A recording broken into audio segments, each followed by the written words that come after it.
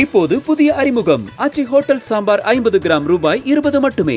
Letter எழுதணும் எல்லாம் பண்ணோம். அதுக்கு பின்னாடி தான் எங்களுக்கு புரிஞ்சுது. ஆனால் உங்களுக்கு இப்போ நான் ஒன்று சொல்கிறேன் கேளுங்க. கட்சியை முடிச்சிட்டார் பழனிசாமி. புறமுதுகு காட்டி போரிலே ஓடுகின்ற கோழை போல விக்கிரவாண்டி தேர்தலையும் ஈரோடு இடைத்தேர்தலையும் புறமுதுகு காட்டி ஓடுகின்ற ஒரு மனிதன் எப்படி தலைமை தாங்க முடியும்?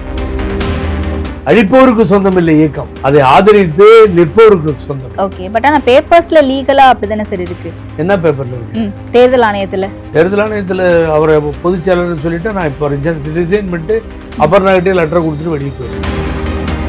ஓபிஎஸ் அவர்களும் டிடிவி அவர்களும் கூட சேரணும்னு சொல்றாங்க. ஒன்றிணைக்க முடியுதா? பாஜகவா முடிச்சிட்டாங்க. என்ன முடிச்சிட்டாங்க? அவர் எங்க சுத்தினாலும் அங்கதான் போய் நிற்பார். புரியுமா? எந்த அண்ணன் சார்? ஓபிஎஸ் அண்ணன். என்டிஏ தான் அவருடைய தாய் வீடு. ஓபிஎஸ். ஆமா. 2-3 ஆண்டுகள்ல ஓபிஎஸ்க்கு ஏதாவது பலன் அடைஞ்சிருக்காரான்னு கேட்டா கிடையாது. அப்புறம் ஏன் இன்னும் தேசிய ஜனநாயக கூட்டணியோடய இருக்கணும்னு அழிந்து போயிருக்கு, அவமானப்பட்டிருக்கு, அசிங்கப்பட்டிருக்கு, அரசியலிருந்து தூக்கி எறியப்பட்டிருக்கு. இவர் ஒரு செடிசன் கேஸ்லாம் மேல போட்டார். தேச துரோக பழனிசாமி அதையெல்லாம் சந்திச்சவனா? நான் பயந்தவன் இல்லை. எந்த காலத்திலும் பயமே தெரியாம வளர்ந்தவன். பழனிசாமியை அரசியல் இருந்து அடையாளம் தெரியாம துரத்தி அடிக்கணும், அனாதையாக்கணும்னு அன்னைக்கு எடுத்த சேலஞ்ச் தானே. ஆனா நான் நினைச்சது வெற்றி பெற்றேன். இப்போ 95% ஜனங்க ஹிட்லரை விட ரொம்ப கேடுகட்ட நிலைமையில் இருக்கின்ற ஒரு மனிதன்ட்ட அன்புடையமே இல்லாதவர். அவர்கிட்ட போய் என்னத்தை எதிர்பார்க்க முடியும்? இவ்வளவு சரிவையும் சந்தித்தாகிவிட்டது. ஓபிஎஸ் அவர்களை தேசிய ஜனநாயக கூட்டணிக்குள்ள வரதுக்கு கன்வின்ஸ் பண்ணுவாரு. ஐயோ அப்புறம்னா உனக்கு புரியல. கன்வின்ஸ் தான் கிடையாது. ஏய் வாடா கால விடு. ஏ ஃபைல் லே லோ, ईडी फाइल एडपाडी पழனிசாமி का फाइल ले लो.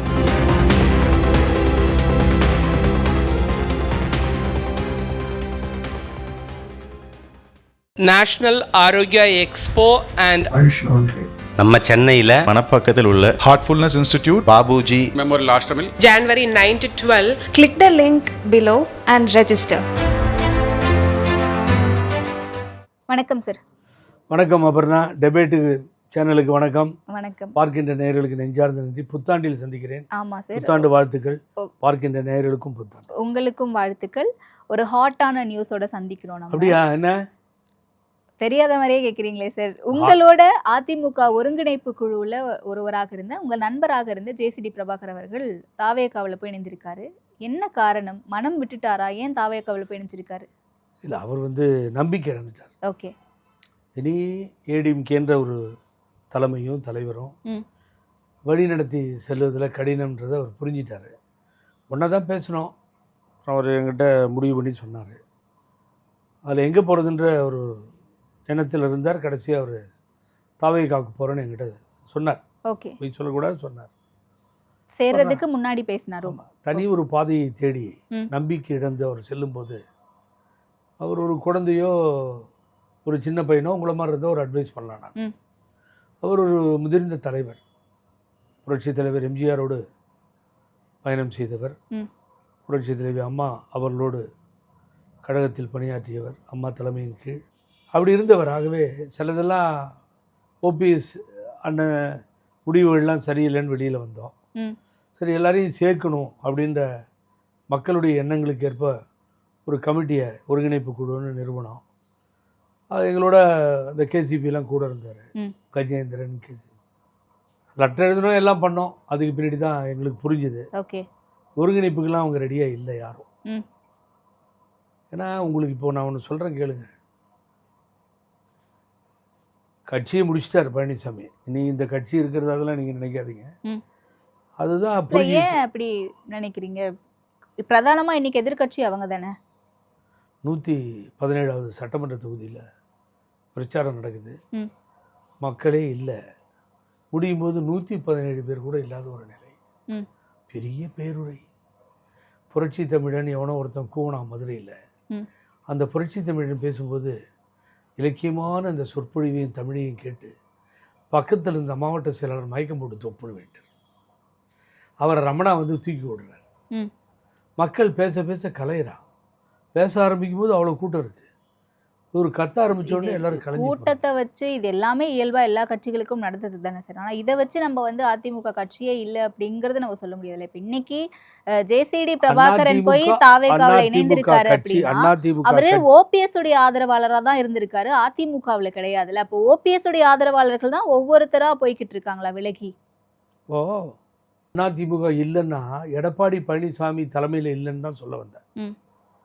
அதிமுகவே போயிடுச்சுன்னு சொல்ல வரல. ஒன்று புரியுது. தலைக்காவேரி கொடகுல சிறிய சிறிய ஊற்றுகளை தான் ஒருங்கிணைந்து காவேரியா வற்றாத ஜீவநதியா அந்த தலைக்காவேரி உருவெடுத்து வருது. அது எங்கே போய் முடியுது? கடலில் போய் முடியுது. தமிழகத்தில் மேட்டூரில் வந்து ஒகேனக்கல் வரைக்கும் போய் இப்படி பல இடங்களில் அந்த காவேரி அப்படியே போகுது, படர்ந்து போகுது. ஸோ தந்தை பெரியாரால் கண்டறியப்பட்ட இந்த திராவிட இயக்கம், பேரறிஞர் அண்ணாவால் ஆட்சி கட்டில் அமர்த்தப்பட்ட இயக்கம், புரட்சி தலைவர் எம்ஜிஆர் தோல்வியை கண்டிராத தலைவராக நாங்கள் பார்த்த தலைவர் அம்மா, இவர்கள் கட்டி காப்பாற்றிய இயக்கம் மாறி மாறி ஆட்சி கட்டில் வந்தது, மாறி மாறி தொடர்ந்து நாடாளுமன்றத்தில் இருந்தது. எல்லாமே போச்சுங்க. எங்கேயுமே ஒரு இடத்துல கூட ஜெயிக்க முடியல. அப்புறம்னா எங்கேயோ ஒரு இடத்துல ஜெயிச்சுட்டு நான் பேசினா நீங்கள் கேட்கலாம், ஏன் புத்தி இருக்க உனக்கு, அந்த ஆள் பாரு ஜெயிச்சாருன்னு. புறமுதுகு காட்டி போரிலே ஓடுகின்ற கோழை போல விக்கிரவாண்டி தேர்தலையும் ஈரோடு இடைத்தேர்தலையும் புறமுதுகு காட்டி ஓடுகின்ற ஒரு மனிதன் எப்படி தலைமை தாங்க முடியும்? நாடாளுமன்றத்தில் 40 சீட்டையும் தோத்தவன் எப்படி தலைவன் ஆவான்? சட்டமன்றத்தில் ஆட்சி இழந்தவர் எப்படி தலைமை தாங்க முடியும்? ஸோ டெபாசிட் போகுது நாடாளுமன்றத்தில், அது மாதிரி போயிடுச்சு. ஆண்டிப்பட்டியில் பூத்துக்கு 1 ஓட்டு 2 ஓட்டு வருது. இது ஒரு தலைமையா? எவ்வளோ நாளைக்கு தாக்கு பிடிக்க முடியும் தொண்டர்களும் இந்த கட்சியும் பார்க்கின்ற மக்களும்? நான் திட்டலீங்க, நான் திட்டுறதையே கம்மி பண்ணிட்டேன். இப்போ ஊரில் பப்ளிக் கண்ணாபின்னு பேசுகிறாங்க. நீ கேமரா எடுத்துகிட்டு டிபேட்டில் அப்படியே போங்க, ஒரு 100 பேர்கிட்ட கேளுங்க. அந்த ஆள் தாங்க யாரையும் இணைய விடாமல் சேர்ந்து போகாமல் இப்படி பண்ணிட்டு இருக்காருன்னு சொல்கிறாங்கல்ல. ஓகே, அதுதான் கேட்டேன். ஜேசிடி பிரபாகரன் அவர்கள் போய் இணைகிறாரு அப்படின்னா இபிஎஸ் மேல இருக்க அதிருப்தி தானா? அது எல்லாமேங்க. சமீபத்தில் நான் தான் ரிலீஸ் பண்ணேன். 60 பேர் முன்னாள் அமைச்சர்கள், முன்னாள் சட்டமன்ற உறுப்பினர்கள், 60-70 பேர் பேரை சொன்னேன். ஆனால் பெயரை சொல்லக்கூடிய நபர்கள், செம்மையாக செயலாற்றிய அவர்கள் இன்னும் திரைமறைவில் இருந்து பாவம் இந்த கட்சிக்காக இருந்தவர்கள் எல்லாம் பலர் போயிட்டாங்க. இப்போ எம்எல்ஏ எம்பி லிஸ்ட்டை தான் நான் படித்தேன். அதே 60-70 போச்சு. அப்புறம்னா அதில் ஒருத்தர் தான் ஜேசிடி பிரபாகரன், அதில் ஒருத்தர் தான் மனோஜ் பாண்டியன் திமுகவுக்கு போனார், அதில் ஒருத்தர் தான் அன்வர் ராஜா. சொல்லு பாப்பா, எத்தனை தலைவர்கள் இங்க இருந்து வெளியேறி விட்டார்கள்? இல்ல அப்ப இங்க இப்ப நீங்க சொன்ன பெயர்கள் எல்லாமே மனோஜ் பாண்டியனா இருக்கட்டும், இல்ல ஜேசிடி பிரபாகரா இருக்கட்டும், இவங்க எல்லாருமே இபிஎஸ் அவர்களோட நெருங்கி பயணிக்கல. ஓபிஎஸ் அவர்கள் குழுவுல தானே இருக்காங்க. அப்ப அங்க இருந்து வெளியே வராங்க அப்படின்னும் போது அது ஓபிஎஸ்க்கு தானே பலகீனமா இருக்கு. நான் சம்பந்தம் இல்லாம பேசுறேன்ற மாதிரி இடம். அப்புறம் நான் அதை அப்படியே போடும், அப்படியே எடுங்க.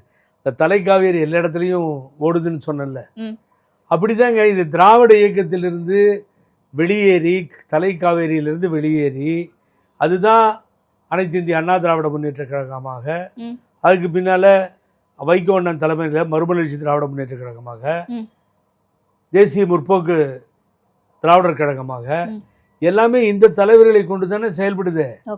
அப்ப எம்ஜிஆரும் அம்மாவும் தலைவர்கள்னு ஓபிஎஸ் அண்ணன் சொன்னாரு. எம்ஜிஆரும் அம்மா தலைவர்கள்னு அப்பப்போ தலையை காட்டுற சின்னம்மா சசிகலா சொல்றாங்க. ஸோ எங்கே சுற்றினாலும் இந்த ஒருங்கிணைப்பு குழு நாங்கள் வச்சு நடத்துறதுலேயும் அதை தான் சொல்கிறோம். ஆகவே ஓபிஎஸ் எங்கேருந்து வந்துட்டாரு? ஏடிஎம்கேல இருந்து தானே வந்துட்டாரு.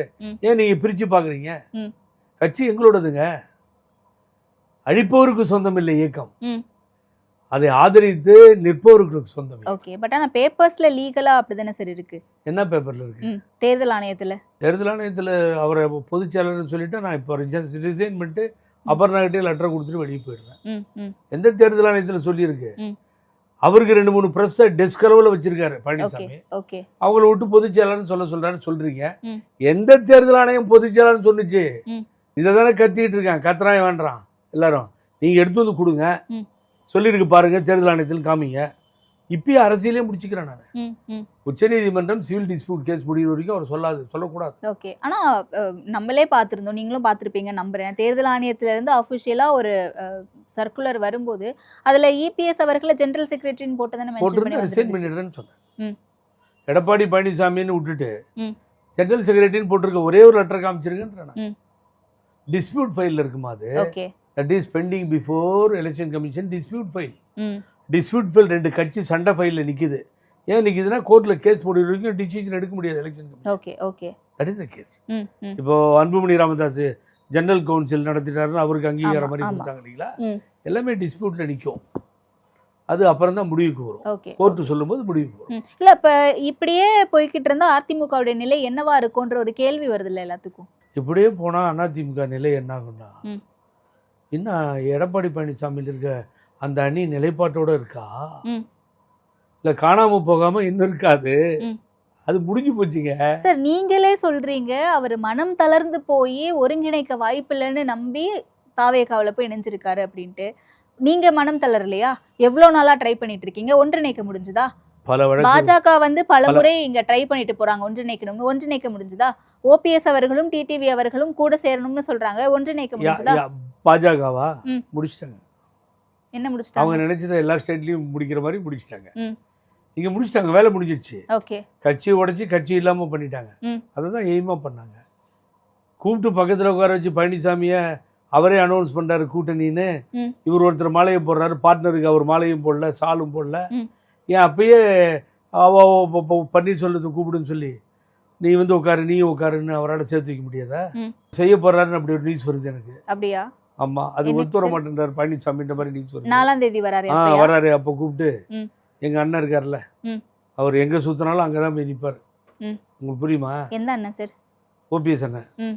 அவர் எங்கே சுற்றினாலும் அவர் தேசிய முன்னணி தான், அவர் என்டிஏ தான் அவருடைய தாய் வீடு. அவர் வளர்ந்த கதை பிறந்த கதையெல்லாம் மறந்துட்டார். தாய் வீடுன்னு சொல்றீங்க சார்? ஆமா. அதிமுக தான் சார் அவருடைய தாய் வீடு. அதுதாங்க அவர் மறந்துட்டாருங்க. நானா சொல்கிறேன், ஓகே. எல்லாரும் நாங்கள் சொல்லிட்டு இருக்கோம். ம். அப்புறம் அவர் சீட்டு போட்டு கொடுக்குறாருன்னா நான் அவர் என்ன சொல்கிறது, ம். டிஎம்கேக்கு போகலாமா தாவேகா போகலான்னு சொல்லி அத்தனை பேர்த்தையும் ஏமாற்றி அவர் இன்னும் என்டிஏல தான் கான்டாக்டில் இருக்கார் அவர். ஓகே. ஆ ஓபிஎஸ். ஆமாம். ஏன் என்ன அவ்வளவு பிணைப்பு அதுதான் தெரியல. தேசிய அப்புறம் ஜனநாயக நான் கூட்டணியோட? 39 வயசுல ம். யாமறிந்த மொழிகளிலே தமிழ் மொழி போல் இனிதாவது எங்கும் காணோம் நான் பாரதி. ம். எல்லா மொழிகளையும் அலசி ஆராய்ந்து தமிழுக்கு அப்படி ஒரு சிறப்பு உண்டு. அதை கண்டுபிடித்தது பாரதி இல்லையா, மகாகவி. ஆனால் என்னதான் இருக்குது தேசிய ஜனநாயக கூட்டணியில் எங்களுக்கும் தெரிய மாட்டேங்குது. ம். உதைச்சி தள்ளி அசிங்கப்படுத்தி அவமானப்படுத்தி வீட்டுல கூட வச்சு இல்லாமல் தெருவோரமாக போய் நிறுத்தின ம். அவங்களோட என்னங்க தொடர்புன்னு இல்ல புரியல. ஓபிஎஸ் அவர்கள் திமுகவுல இணைகிறாரா இல்ல தாவேகாவுல போய் இணைகிறாரா அப்படின்ற செய்திகள் ஒரு பக்கம் பரவிக்கிட்டு இருக்கு. எவ்வளவு மனசு புண்படும் எனக்கு. ஆனா ஒரு அம்மாவால முதலமைச்சராக்கப்பட்டு 3 முறை இருந்தவர், ம். ஒரு கட்சியினுடைய ஒருங்கிணைப்பாளராக தலைமை பீடத்தில் இருந்தவர், ம். அதுக்கு பின்னால அம்மா இருக்கும் பொழுது அம்மாவுக்கு அடுத்த இடத்துல வைத்திருந்த தலைவர் ஓபிஎஸ், நபர் அல்ல தலைவர் ஓபிஎஸ். திமுகவுக்கு போகலாமா தாவேகாவுக்கு போகலாமா, இன்னைக்கு நாடு பூரா திமுகவுக்கு போறாரான்னு கேட்குற அளவுக்கு ம். அவர் எப்படி நடந்து வந்திருக்கிறார் என்பதை நீங்களே பாருங்க. ஓகே. இல்ல அதுதான், இப்படியான ஒரு பேச்சுக்கள் இருக்கும்போது ஓபிஎஸ் அவர்கள் இன்னும் தேசிய ஜனநாயக கூட்டணியோட தான் வலுவா இருக்காரு, அங்கதான் பேசிக்கிட்டு இருக்காரு அப்படின்ற ஒரு தகவலை நீங்க சொல்றீங்களே, எதன் அடிப்படையில் அந்த தகவலை சொல்றீங்க? இதுவரைக்கும் பாஜகவால இல்ல தேசிய ஜனநாயக கூட்டணியால இந்த 2-3 ஆண்டுகள்ல ஓபிஎஸ்க்கு ஏதாவது பலன் அடைஞ்சிருக்காரான்னு கேட்டா கிடையாது. இல்ல ஓபிஎஸோட அவரையே நம்பி இருந்த ஆதரவாளர்கள் எல்லாரும் அவங்க பயனடைஞ்சிருக்காங்களான்னு கேட்டா கிடையாது. அப்புறம் ஏன் இன்னும் தேசிய ஜனநாயக கூட்டணியோடய இருக்கணும்னு நினைக்கிறாரு? அழிந்து போயிருக்கிறோம், அவமானப்பட்டிருக்கிறோம், ம். அசிங்கப்பட்டிருக்கிறோம், ம். அரசியலிருந்து தூக்கி எறியப்பட்டிருக்கிறோம். ஓகே. இதுதான் அங்க கண்டது. ம். அதை தாங்க எங்களுக்கே புரியாம ஒருத்தரோட ஒருத்தர் மண்டையை பிச்சுக்கிறோங்க. ம். எங்க ஒவ்வொரு மீட்டிங்லையும் நாங்க உட்காந்து பேசிட்டோம், தனித்தனியா கேட்டோம். கூப்பா கிருஷ்ணன் முன்னாள் அமைச்சர் கேட்டார், ம். வைத்திலிங்கமும் மனோஜ் பாண்டியனும் தான் பிஜேபிக்கு சப்போர்ட். ம். நாங்கெல்லாம் பயங்கர எதிர்ப்பு. ஓகே. அண்ணன் பண்ருட்டியார் வேணவே வேணான்ட்டாரு, ம். எங்களுக்கு ஆலோசகராக இருந்தவர். ம். அவர் விட்டு இவர் சொல்லிட்டாரு கூட்டணியிலிருந்து வெளியில் வரேன்னு. இப்போ அவர் சொல்லி மாட்டிக்கிட்டாரு. இப்போ அவர் வர்றதே இல்லை மீட்டிங், அதனால ம். அவருக்கும் அவமானம் ஆயிடுச்சு. அது மாதிரி நடந்தது. ஆகவே அவர் ஏதோ காரணம் யாராலையும் கண்டுபிடிக்க முடியல, ஓகே. அவர் அங்க தேசிய ஜனநாயக கூட்டணியிலிருந்து வெளியில வரமாட்டாருங்க. ம். இது என்னுடைய கருத்து. ம். நீங்க எப்படி எடுத்துக்கிட்டாலும் சரி. ஓகே. இவ அமித்ஷா வந்து கூட்டா போயிடுவார். இல்ல இப்ப அமித்ஷா அவர்கள் 4ஆம் தேதி வரதா இருக்காரு தமிழ்நாட்டுக்கு. அப்ப ஒரு பேச்சுவார்த்தை நடத்த போறதா தகவல்கள் வந்துட்டு இருக்கு. பேச்சுவார்த்தை நடத்தப்படுமா? நடத்துவாங்க. அவங்க நினைச்சா சேர்த்து வைப்பாங்க. ஓபிஎஸ் ஓடியும் நடத்துவாங்க. அவங்க நினைச்சா சேர்த்து வைப்பார்கள், நினைத்தா பிரித்து வைப்பார்கள். முடிவு எடுக்க வேண்டும் என்றால் முடிவெடுத்து கட்சியை ஒழித்து காணாமல் செய்து விடுவார்கள். ஓகே. அத்தனை சாதனையும் அத்தனை ஸ்டேட்லையும் பண்ணிட்டாங்க. இந்த பிஜேபி லீடரே சொல்லிட்டாங்க, முதல்ல உள்ளே வருவோம் அப்புறம் தான் காலி பண்ணுவோம்னு சொல்லி. அது நடந்தேறியது. ஓகே. ஆனா சமீபத்தில் நடந்த அதிமுக பொதுக்குழுவுக்கு பிறகான ஒரு மேடையில ஓபிஎஸ் அவர்கள் கடுமையான விமர்சனங்களை முன்வைக்கிறாரு. இபிஎஸ்னுடைய பெயரை சொல்றதுக்கு, பழனிசாமின்ற பெயரை சொல்றதுக்கு கூட எனக்கு விருப்பம் இல்லை அப்படின்ற மாதிரி பேசுறாரு. வைத்திலிங்கம் அவ்வளோ காட்டமான விமர்சனங்களை முன்வைக்கிறாங்க. ஒரு ஆள் இல்லை, நீ சேலஞ்சா சொல்றேன் டெபேட்டுக்கு. ஒரு ஆள் இல்லை, ஒரு நாள் ஏர்போர்ட்ல அம்மாவுக்கு பிணை கொடுத்தேன், 11 வருஷம் ஓடாடினேன், என் வீடு தாக்கப்பட்டது, 2 தடவை மர்டர் பண்ண முயற்சி பண்ணான், தப்பிச்சேன். தமிழ் மொழிக்காக எங்கள் அப்பா போராடி 6 தடவை ஜெயிலுக்கு போனார். இந்த தமிழ்நாட்டுக்காக எவ்வளோ பண்ணேன், அம்மா சொன்ன அத்தனை போராட்டங்களையும் நடத்தி சாதனை பண்ணேன். அம்மா தொகுதிக்கு இன்சார்ஜ், எவ்வளவோ என்னுடைய இன்னல்கள். இவர் ஒரு செடிசன் கேஸ்லாம் என் மேலே போட்டார், தேச துரோக வழக்கு. பழனிசாமி அதையெல்லாம் சந்திச்சவனா? நான் பயந்தவன் இல்லை, எந்த காலத்திலையும் பயமே தெரியாமல் வளர்ந்தவன். அச்சம் என்பது மடமையடா, அஞ்சாமை திராவிட உடமையடா, 6லும் சாவு 100லும் சாவுன்ற அந்த தலைவர் பாடின பாட்டுக்கேற்ற வந்த தொண்டர்களில் நான் ஒருத்தன். இப்படி தான் நான் பல இன்னல்களை சந்தித்தவன். அதனால் என்னைக்கு இப்படிப்பட்ட ஒரு புகழேந்திய கட்சியை விட்டு இவர் எடுக்கிறதுக்கு காரணமானாரோ அன்னைக்கு முடிவு பண்ணி பழனிசாமியை அரசியலிருந்து அடையாளம் தெரியாமல் துரத்தி அடிக்கணும், அனாதையாக்கணும்னு அன்னைக்கு எடுத்த சேலஞ்சு தானே என் போராட்டமாக போச்சு. நடுவில் சேர்த்து வைக்கணும்னு பிரபாகரன் மற்றவர்கள் சொன்ன கருத்தை ஒத்து போனேன் நான். ஆனால் நான் நினைச்சதில் வெற்றி பெற்றேன். இப்போ 95% ஜனங்க ஏற்றுக்க முடியாத ஒரு நபராக இன்னைக்கு பழனிசாமி பார்க்க முடியுது. ஒரு தலைவருக்கே தகுதி இல்லாதவருங்க. ஒரு ஒரு கேஸுன்னீங்க ஆரம்பத்தில், வழக்குன்னீங்க, வழக்கு சூரியமூர்த்தி ஒருத்தர் வழக்கு போடுறாரு, இன்னும் யாரோ போடுறாங்கன்னு வச்சுக்கோங்க. இவர் ஒரு நல்ல லீடராக இருந்தால் என்ன பண்ணணும்? வக்கீலுக்கு கொண்டு போய் கோடிக்கணக்கில் அடிக்கிறதில்ல, நீ அவரை கூட்டு உட்கார வச்சு, தம்பி நீங்கள் இந்த வழக்கு சம்மந்தமாக வழக்கெல்லாம் வாபஸ் திரும்ப பெறுங்க, கட்சிக்கு எதிர்ப்பாக ஏங்க போகிறீங்க, உங்களை எங்கே அங்கே அகாமடேட் பண்ணணும் கட்சியில் சொல்லுங்கள். இப்படி தாங்க ஒரு தலைவர் நடத்திட்டு போகணும். ஹிட்லரை விட ரொம்ப கேடுகட்ட நிலைமையில் இருக்கின்ற ஒரு மனிதன்ட்ட அன்புநேயமே இல்லாதவர், அவர்கிட்ட போய் என்னத்தை எதிர்பார்க்க முடியும்? இவ்வளவு சரிவையும் சந்தித்தாகிவிட்டது. நீங்களே எதிர்கட்சி தலைவராக இருக்கணும், நீங்களே எதிர்கட்சியாக இருக்கணும், எடப்பாடி பழனிசாமி தான் வேணும்னு சொல்லி திராவிட முன்னேற்ற கழகம் விரும்புகிறதுன்னு சொன்னா எவ்வளோ பெரிய அறிவாய்ந்தவராக இருக்கு. இவர் எங்கேயாவது போயிடுவாரோன்னு பத்திரமா திராவிட முன்னேற்ற கழகம் இன்றைய தினம் பழனிசாமியை பாதுகாக்க. ஓகே, ஆனா எனக்கு நீங்க சொல்றது புரியுது. பட் என்னுடைய கேள்வி, ஓபிஎஸ் அவர்களை தேசிய ஜனநாயக கூட்டணிக்குள்ள வரதுக்கு கன்வின்ஸ் பண்ணுவாரு 4ஆம் தேதி நீங்க வேற, நீங்க ஐயோ அப்புறம்னா உனக்கு புரியல, கன்வின்ஸ்லாம் கிடையாது. ஏய் வாடா காலைல விழு, ஃபைல் லோ இடி ஃபைல், எடப்பாடி பழனிசாமிக்கு ஃபைல் லோ, அந்த மாதிரி இருக்குங்க. காலில் விழுனா காலில் விழ போறான், தூரப்பையில் இல்லைன்னா ஓபிஎஸ் கூட்டணிக்குள்ள கொண்டு வரதுக்கா நீங்க நிறைய ஒருமையில பேசுறீங்க சார். இல்லைங்க, நான் பொதுவா பேசுறேன். நீங்க ஓபிஎஸ் இபிஎஸ்ன்னு போறீங்க, அவங்க மெத்தடே அவ்வளவுதான். 2 பேருக்குமே அப்படிதான். 2 பேரும் அப்புறம் நீங்க குறிச்சிங்கன்னா நான் சொன்னது உண்மையிடும்ல. அவங்க மெத்தடே இடி இன்கம் டேக்ஸ் மிரட்டுறாங்கன்னு நாடெல்லாம் பேசிக்கிறாங்கல்ல, அதை கையில் வச்சு மிரட்ட தானே பார்ப்பாங்க. அப்புறம் போய் காலில் விழுந்து நீங்க சரண்டர் ஆகணும்ல. 1 கோடி 2 கோடி இருந்தா பரவாயில்லைங்க, எங்கெங்க சொத்து இருக்குன்னு உங்களுக்கே தெரியலையேங்க, என்னங்க பண்ண முடியும் சொல்லுங்க பாப்போம். அப்ப கடுமையா விமர்சனம் செய்தது சேரவே மாட்டோம், பழனிசாமின்ற பேரையே சொல்றதுக்கு அவமானமா இருக்கு அப்படின்னது அமித்ஷா சொன்னாதான் திட்டுவேன். அமித்ஷா சொல்லலாம், ஓபிஎஸ் சொன்னார் இது. ஆமாங்க, அமித்ஷா சொல்லணும், அப்பதான் நான் ஏதாவது திட்டுவேன். அது வரைக்கும் நான் ஒரு பேரை சொல்றதுக்கே பயமா இருக்குன்னு சொல்ல மாட்டேன். ஓகே, ஏன் இவ்வளவு நாள் சொல்ல? புகழேந்தி சொன்னேன்ல, புகழேந்தி எழுத்துன்னு டெய்லி பேசணும்ல, ஏன் நீங்களாம் பேசல? பழனிசாமி எழுத்து எந்த சந்திலையாவது பழனிசாமி கூப்பிடுவாரான்னு இந்த கூட்டம் காத்துக்கிட்டு இருந்ததுங்க. இதை விட எங்க நான் வெளிப்படையா சொல்ல முடியும்? கூப்பிடல பழனிசாமி. அவன் துரியோதனை, கடைசி வரைக்கும் போராடி தான் துரியோதனை கதை முடியும், எழுதப்பட்ட சரித்திரத்தில் வர மாதிரி. ஓகே, இந்த பக்கம் தாவேகாவில இருந்தும் அழைப்பு போய்கிட்டு இருக்கு கூட்டணிக்குள்ள வர வைக்கிறதுக்கு அப்படின்ற தகவல்களும் இருக்கு. தை பிறந்தா வழி பிறக்கும், நல்ல செய்தி காத்திருக்கு, வெயிட் பண்ணுங்க அப்படின்னு செங்கோட்டையன் சொல்றாரு. ஓபிஎஸ் குறித்தான கேள்விக்கு தான் இந்த பதில் சொல்றாரு. ஒவ்வொரு அமாவாசை வந்தா சரியா போயிடும் அவர் கூட இருந்த வைத்திலிங்கம் சொல்லிட்டு இருந்தாரு. இத அங்க இருக்க அவர் கூட இருக்க தொண்டர்கள் எல்லாரும் கேட்டுட்டு இருந்தாங்க. இப்போ அவர் சொல்றாரு, தீபாவளி வந்தோடனே நல்லது பிறக்கும், பொங்கல் வந்தோடனே நல்லது பிறக்கும், அமாவாசை பிறந்ததும் நல்லது பிறக்கும். இப்போ எது கிடைச்சிருக்கு? தை பிறந்தால் வழி பிறக்கும். அன்னைக்கு என்ன நடக்க போகுது? மாநாடு நடத்தினாரா கோயம்புத்தூர்ல? மாநாடு நடத்தின மதுரையில் நடத்தினாரா? ஒன்றும் நடக்காது.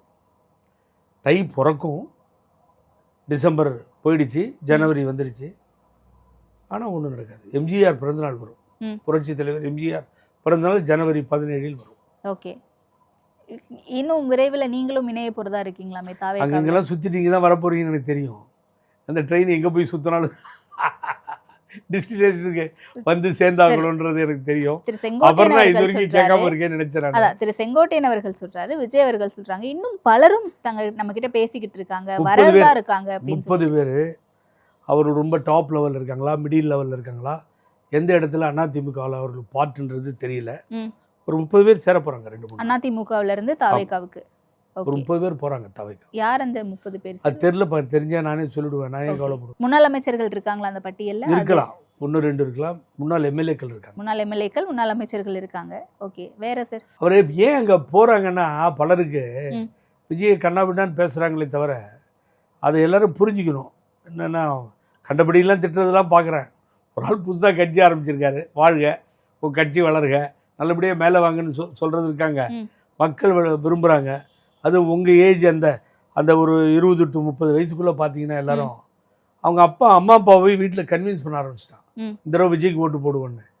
அது அடலேறுகள் கட்டுக்கடங்காத கூட்டமாக மாறி வருது. அதில் நீங்கள் 2 சாய்ஸ் தான் இப்போது. இந்த நம்பிக்கை இழந்து ஜேசிடி பிரபாகரன் போல வெளியே போகிறவங்க என்ன பண்ணுறாங்கன்னு கேட்டிங்கன்னா, எது பெஸ்ட்டுன்னு நினைக்கிறாங்க, பெட்டர்.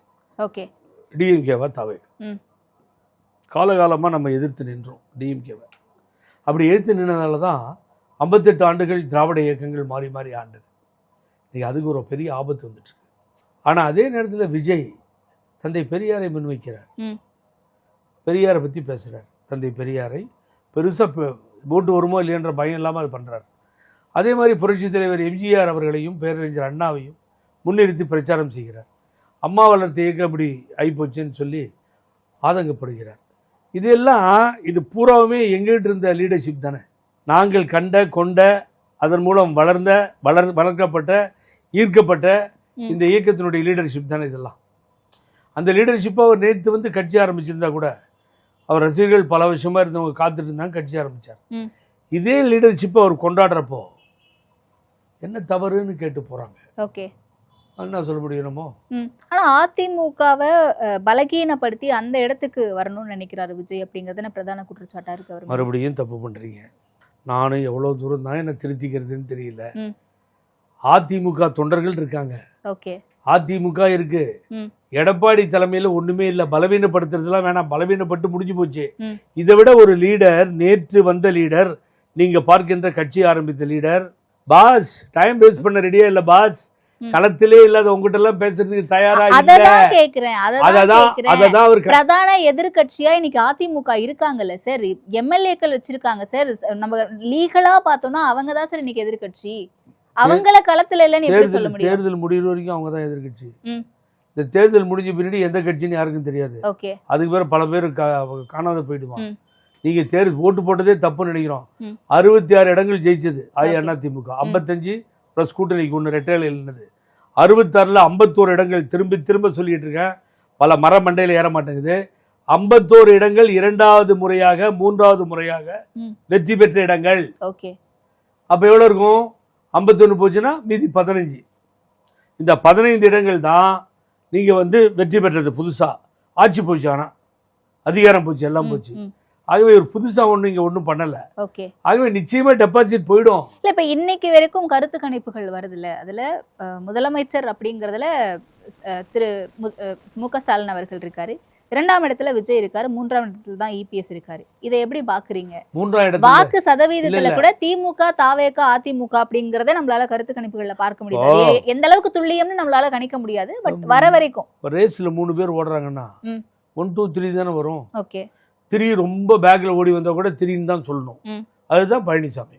ஃபர்ஸ்ட் ஸ்டாலின் சொன்னீங்க, ஒரு முதலமைச்சர், நீண்ட அனுபவம் கொண்டவர், இந்த ஆட்சியை நடத்துகிறவர், அதனால முதல்ல தேர்ந்தெடுத்திருக்காங்க. நீங்க அவரை நெருங்கிறதுக்கும் போட்டி போடுறதுக்கும் திமுகவுக்கும் தாவேகாவுக்கும் போட்டின்னு சொல்லி அவர் களத்தில் நிற்கிறதும் விஜய். மக்கள் தான் முடிவு செய்யும். மக்கள் தீர்ப்பே மகேசன். ஓகே, அப்ப 2026 உங்களுடைய கணிப்பு என்னவா இருக்கும்னு நினைக்கிறீங்க? கடும் நீங்க திராவிட முன்னேற்ற கழகத்தினுடைய கூட்டணி ஸ்ட்ராங்கா இருக்கு. அந்த கூட்டணி ஏதாவது பிரிந்தால் ஆபத்து. ஆகவே காங்கிரஸ் எல்லாம் வெளியில போகணும் கனவுல கூட காணாது. திராவிட முன்னேற்ற கழகத்துக்கு காங்கிரஸ் போகாது. நான் எக்ஸ்பிளைன் பண்றேன். இந்த புட்டகோச்சி தமிழ்நாடு எலெக்ஷன்லாம் தலையில கட்டிக்கிட்டு அரசியல் பண்ண மாட்டாரு ராகுல் காந்தி. 40 நாடாளுமன்ற இடங்கள் தான் அவர்களுக்கு முக்கியம்.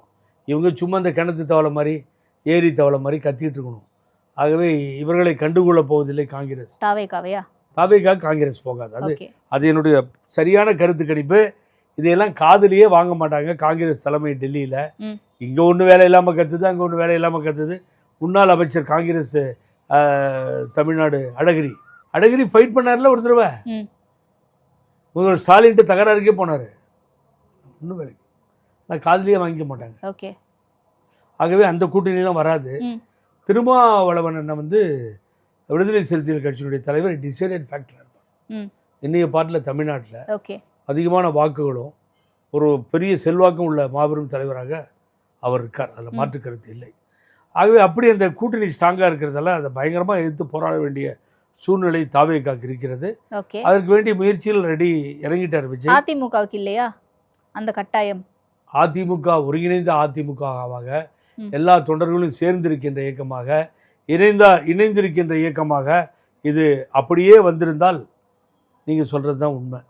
அதெல்லாம் போச்சு, முடிஞ்சு போச்சு. உங்களுக்குமே நம்பிக்கை இழந்த மாதிரி இருக்கு. நம்பிக்கையில இந்த தலைமையில நம்பிக்கையெல்லாம் போச்சுங்க. அது எப்படி திருப்பி நிறுத்துறதுன்றது தான் புரியாம யோசனையா இருக்கு. அதுக்கு ஏதாவது ஒரு வழி காண வேண்டும். வழி இல்ல, தேர்தல் நெருங்கிட்டு இருக்கு. என்ன ஆப்ஷனை கையில எடுக்க? ஒண்ணுமே எடுக்க முடியாது. இப்போ ரொம்ப கஷ்டம். வேற ஏதாவது கட்சியில போய் இணைய போறீங்களா? தாவேகால இருந்து பேசிக்கிட்டு இருக்காங்களா? நான் வந்து தாவேகால இருக்கவர்களாம் எனது நல்ல அருமைக்குரிய நண்பர்கள். அதில் மாற்று கருத்து இல்லை. நான் என்றைக்குமே திராவிட முன்னேற்ற கழகத்தை மதிக்கிறேன். ஏன்னா ரெண்டும் ஒரே கொள்கை. பாருங்க, இப்போ கொள்கை ரீதியாக பிஜேபி தான் எதிரி திமுகவுக்கும் தாவேகாவுக்கும். அதே தலைவர்கள் தான் ரெண்டு பக்கமும். அவர் திமுகவை எதிர்க்கிறார் பாலிடிக்ஸ் பண்ணுறதுக்காக. இதுதான் நடக்குது இல்லையா ரெண்டு கட்சிக்கும். அதில் பெரிய டிஃபரன்ஸ் என்னென்னா திமுக ரொம்ப காலங்காலமாக இருக்கின்ற ஒரு மாபெரும் இயக்கமாக நான் பார்க்கிறேன். இதுதான் வித்தியாசம். ஆனால் மக்கள் என்ன பண்ண போகிறாங்கன்னு மக்களுக்கு தான் தெரியும், மக்களுக்கு தான் புரியும்.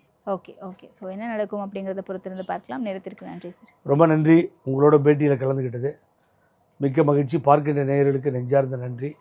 ஆகவே கூட்டணி உடையாமல் திராவிட முன்னேற்ற கழகமும் உங்களைப் போல இளைஞர்கள் பட்டாளத்தை ஒன்று திரட்டி நிற்கின்ற திமுகவுக்கும் தாவேகாவுக்கும் தான் போட்டி. அங்கே போட்டியில் இல்லை பழனிசாமி. பாமக உடஞ்சி நிற்கிது. அப்பாவுக்கு ஓட்டு போடுறதா பிள்ளைக்கு ஓட்டு போடுறதான்னு தெரியாது. ஆகவே அங்கே ஓட்டுலாம் அங்கே கிடையாது. எடப்பாடியில் அவங்க ஓட்டில் தான் இவர் ஜெயிச்சு வந்தார். அவங்கள திட்டினது தான் என்ன எடுத்தார். இப்போ நிலைமை அப்படி ஆகி போயிட்டுருக்கு. பழனிசாமிக்கே எடப்பாடியில் டெபாசிட் காணாமல் போகும். இதுதான் உண்மை. நன்றி, வணக்கம்.